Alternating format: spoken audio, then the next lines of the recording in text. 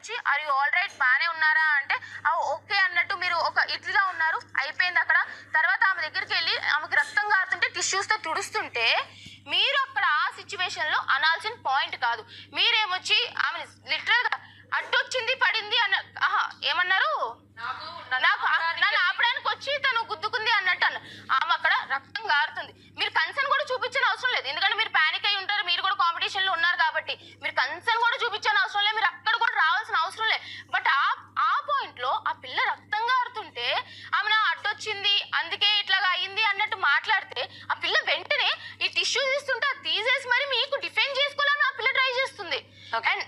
And more over అయిపోయింది ఆ పిల్ల రీతు లోపలికి వెళ్ళింది, అయిపోయింది. మీకు నేను ఆల్రెడీ చెప్పాను అది. ఇక్కడ డిస్కషన్ వచ్చాక సరే నేను అట్లా అనుకోలేదు వేరేలా అనుకున్నారు అని అందాం.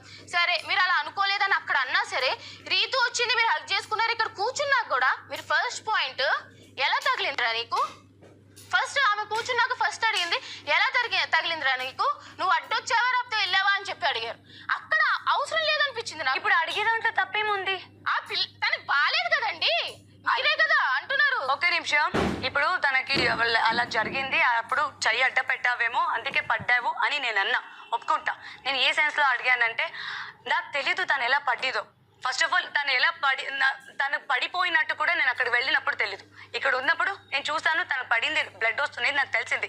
ఎలా పడి ఉంటుంది, ఓకే నన్ను ఆపడానికి వచ్చి ఏమైనా తగిలిందా అనే సెన్స్ లో తప్ప ఓకే ప్లీజ్ నేను మాట్లాడుతా ఆ సెన్స్ లో చెప్పానే తప్ప ఏదో లైక్ నువ్వు నన్ను ఆపడానికి వచ్చి నీకు తగిలిందా అనేది సెన్స్ లో నేను చెప్పలేదు. దాని తర్వాత తను లోపలికి వెళ్ళి వచ్చాక కూడా నేను ఫస్ట్ సారీ చెప్పా. దాని తర్వాత మనోళ్ళు చెప్పారు వద్దు ఇప్పుడు ఆ టాపిక్ వద్దు అంటే నేను వదిలేసిన తర్వాత తను అందరితో మాట్లాడాక తను కూర్చున్నాక అడిగా ఎట్లా తగిలింది, నువ్వు ఎట్లా పడ్డావు, అందులో తప్పేముంది. ఆ పిల్లకి ఇంకా స్టిచ్ కూడా అవ్వలేదు అక్కడ కూడా, అంటే మీరు మీ పాయింట్ ఏదో ప్రూవ్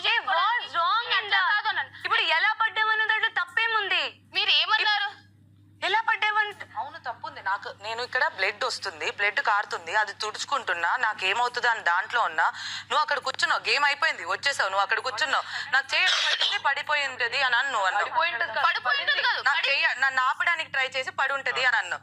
నాకు అది ఎంత ఇరిటేట్ గా ఉంటది అంటే, నాకు ఇక్కడ దెబ్బ తగిలింది, నా బాధలో నేను ఉన్నా, నువ్వు ఉంటే పక్క నుండి చచ్చిన పాముని ఇంకా చంపుదామన్న రేంజ్ లో నువ్వు ఆపడానికి ట్రై చేసి పడింది అనుకుంటా అనే వరకు నేను నిజంగానే హర్ట్ అయ్యా.